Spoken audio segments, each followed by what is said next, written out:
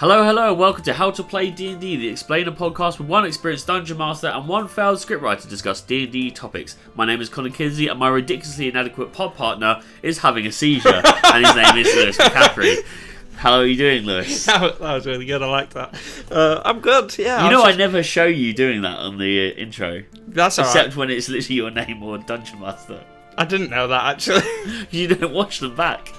I watched them, He's not one of our viewers. He's a betrayer. I'm a betrayer. No, I listen. I'm a few behind, though. I'll be honest. Yeah, but yeah. I don't... Yeah. Why do I need to listen to myself when I could just I speak? do, in the bath. Oh, fair enough, yeah. Only your bits, though. Oh, okay. Yeah. That's beautiful. See, little do you know, I purposely mute it and then I just speak through the walls. So you think it's the podcast, but just me. I just listen to it under the bubbles. Yeah. Makes it sound cool. Next to my toys. What toys are these? I've got little fish. Little fishy. Oh, fishing, that's with adorable. little fish. You use magnets. You That's so cute. One day you got to do that, and I'm just gonna come out. Yeah. All right. Can you guess what today's class is? Well, I don't know. You said fishing, so I would have assumed druid, but what with fishing? Yeah, I mean, we did do druid 2 episodes ago, but yeah, you're close. It could be druid. I'm gonna say it is. I don't know, ranger, because I guessed ranger last episode. You did, and I was wrong. And it's time to do clerics. Let's get to it.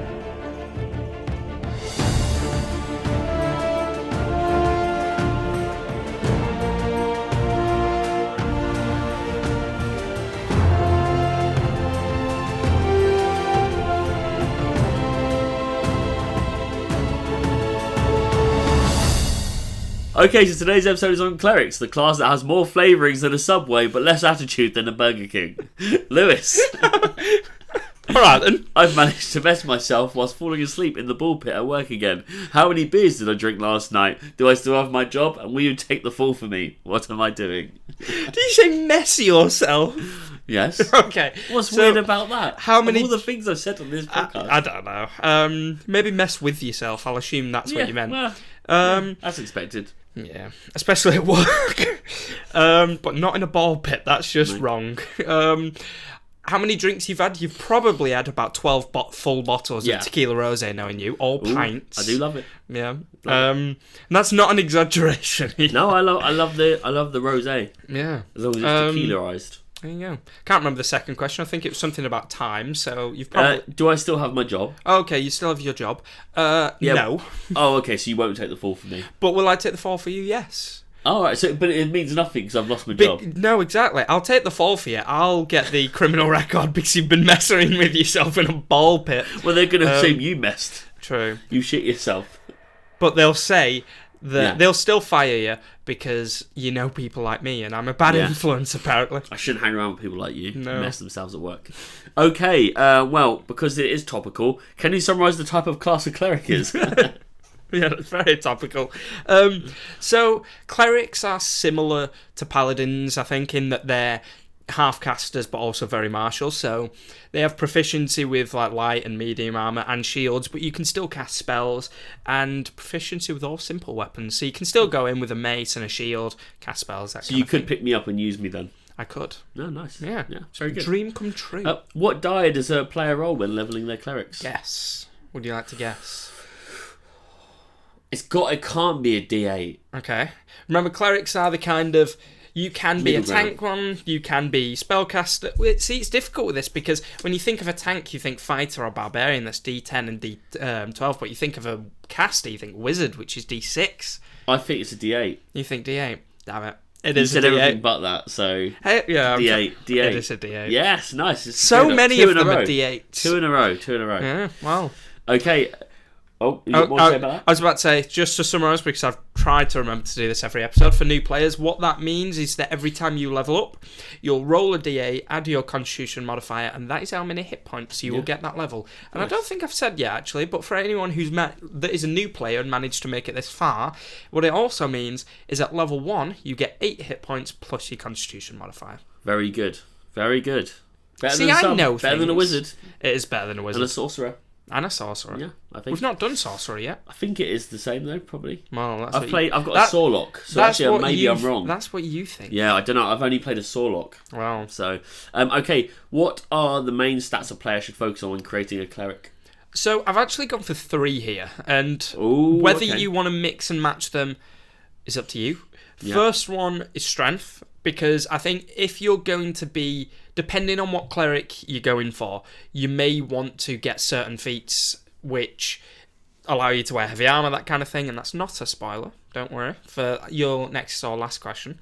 So you'll want to be able to do damage with a melee weapon, like a mace, for example, but also I've gone for constitution for the extra hit points. If you're going to act as a healer, which clerics often are, then you'll need to be able to at least withstand a little bit. And the third one being wisdom, because wisdom is your spellcasting skill. So you need that one. Yep, your modifier for your spells and your spell save DC will depend on your wisdom. Nice. Okay, yeah, it's pretty good. As we said with the very topical statement at the beginning, lots of flavourings, more than a Subway.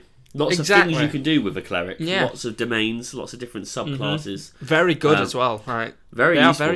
Very useful. The Swiss Army knife of D&D, I'd argue. Yeah. Possibly. Yeah. Okay. What makes the cleric such a great cast to play? We just kind of slightly cover it. Exactly. I think similar to what I said about the Bard, but Bard was more in roleplay scenarios. I think clerics can come in clutch a lot in combat, because the amount of buffing spells and healing spells that a cleric has, even just mass healing word, if you've got 3 downed allies and you cast mass healing word, you've potentially just saved everyone. They can be so incredibly useful as a kind of mix between tank and support, that they can be, I feel like they'll almost always feel useful in a fight, and that's what you want. You want a class that you don't just sit at the back letting everyone else have the fun, letting everyone else be in the limelight kind of thing. You want a class that you actually feel matters in your party. Yes. And clerics are always needed. And not played enough, I don't think. You don't get healers enough. No, the cleric I'm playing is just a healer. Yeah. No damage, pretty much. It's great. And I feel very useful in combat. I mean, we saw in the last bit of combat in that session, not only the damaging spells you can do, like Spirit Guardians and things like that, and Spiritual Weapon, I know you don't think you have, I haven't picked that, no. Fantastic spell, but the ability to just casually heal as bonus actions other people and things like that. Yeah, really useful class. Immensely useful. Really. You'd be surprised that when you think in any kind of game that people don't really pick healing abilities, whether that's in like a video game or whatnot. But actually in this, when people always like ride or die every session, like clerics are so helpful to be healing. Healing is really it feels good to be the person healing. Yeah, I think healing as well for clerics or any class, it gets more useful the longer you play, because if you've got a level 1 character, you're not as bothered if that dies, but if you've got a level 17 character you've been playing for 2 years... You want a healer. Yeah, and you're on 3 hit points against a dragon. If there's a cleric there healing you, I would kiss that person every night. Not just on the lips. No. And just before we go on to the last question, there are so many different domains, i.e. subclasses, to play. It could be from necromancing to peace. What else have we got? Light domain. Light domain. Got night. I think there's a shadow one. Possibly, I can't remember. Yeah, there are literally tons. Mad. It's probably the most subclasses a class can have, I think. I think that's a good one as well. Obviously, clerics are a bit more complicated for newer players compared to classes like fighter, but especially when you're picking your domain. Twilight cleric, not night cleric. Twilight cleric. It's very easy to know what kind of subclass is what. So, like, if you go light domain, you're not going to necessarily be an evil character. If you go like Twilight Cleric, it might have a bit more ominous about it. Though obviously you have different abilities, different spells, but it also means you approach the class differently, because it's so different in terms of what they believe in and why they are that class. So it's kind of a bit of a crossover with Warlock as well. That was quite nice. Okay then, could you name 3 feats you'd personally take when building clerics? Of course. First one I've gone for is Resilient. Okay. What that does, it gives you +1 in any ability and proficiency in the saving throws for that ability. The reason I've picked that is because, like I said, for the 3 stats, I've gone for strength, con, and wisdom. Let's say if you're main in those 3, but you only get proficiency in the saving throws for 2 of them, that resilient feat will allow you to get the proficiency you need to have all 3. Right. I just think that, like I said, if you're playing a support tanky build, very useful. Yeah, and also I think when we've shat on people making broken builds for as long as this podcast and we will will continue to do so. We will. But when it comes to support class, what could possibly be wrong when your entire thing is just to support people? Exactly. Max up as much as you want when you're actually just benefiting the party. Yeah, because that's what we say about it. We've got no problem with people making broken builds. It's when people that are annoying make broken builds because they're doing it to beat the DM. They're not doing it to support the group. Or essentially indirectly beating their own team as well. Yeah. If they don't have a need to have them there, then what's the point? Exactly. With things like this with the Cleric where you can max out and have those feats and it's at the benefit of your team, I didn't see what's the problem. No, it's as long as you're not, like I said, doing it to just derail a campaign. Yeah, exactly. It's all fun and games. What are your last 2 feats? Second one, I've gone for Ritual Caster, which that gives you the ability to choose 2 level 1 spells, and you basically get a ritual book and you can cast them as a ritual spell, and what that means is you or your character spends 10 minutes performing this ritual and it casts the spell for free. No spell slot needed. Just time. Just 10 minutes, yeah. And the reason I've gone for that is, again, it's more of the bolstering ability or even just the support aspect of it. Yeah. If you're a cleric, being able to add extra spells to your list, like speak with dead, talk with animal, or speak with animals, those kind of things, is very useful, I think. Yes, yeah. Okay, last one. And the third one, I was going to make you guess then, but I won't actually. I couldn't possibly guess that. I mean, there are tons of. To be fair, my Peace Domain Cleric is level 5, and I don't think I have a stat. I haven't picked a. Oh, did you go ASI? I've gone ASI just to really bolster not being able to die when I'm trying to just heal. That's fair enough. Just thought as well, for anyone who doesn't know what ASI means, it's an ability score improvement. So every 4 levels of a class, when you can pick a free feat, you can either do the feat or an ASI, and increase either 1 skill by 2 or 2 skills by 1. I mean, personally, I would often pick the ASI at an early level first, and then hit with the when feats you're trying to specialise more. Yeah. So the third one, I've gone for the alert feat, which, there's a reason, it gives you +5 to initiative, which is insanely useful. You cannot be surprised while you're conscious, and other creatures don't get advantage on you when you can't see them. So just so useful for a support class. And the reason I've gone for that as well specifically is if you're going to be casting spells like Bless, Aid, whatever it is, anything to give your allies a boost in combat. Yeah. If you can make sure that you can go first in combat, cast all that, and then you don't need to necessarily waste an action after people have attacked. Right. So useful to get those combat buffs early. Yeah. And can really sway a fight. I really like Clerics. I think there's so much to play with and so many different ways of playing it that you can't really dislike. It's like disliking pizza. It's like, well, what one? Well, do you know what I mean? exactly. It's hard. Clerics are I've very tried to dislike it. Yeah. I've tried. It has tried to dislike you. It's trying told right me. now. I'm always trying. Okay. Oh, all right. Fuck you, Clerics. I meant pizza. Question? Yeah.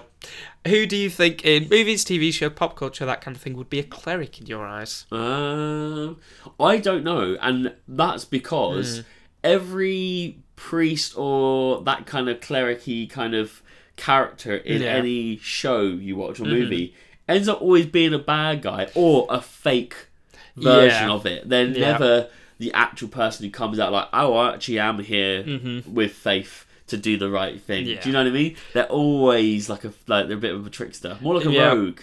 To be fair, can you think of anyone in these movies that have had a bit of divine intervention? Because that comes from clerics. I'm trying to think. Maybe I can't remember his name, but maybe there's a show Outcast. It's also a graphic novel.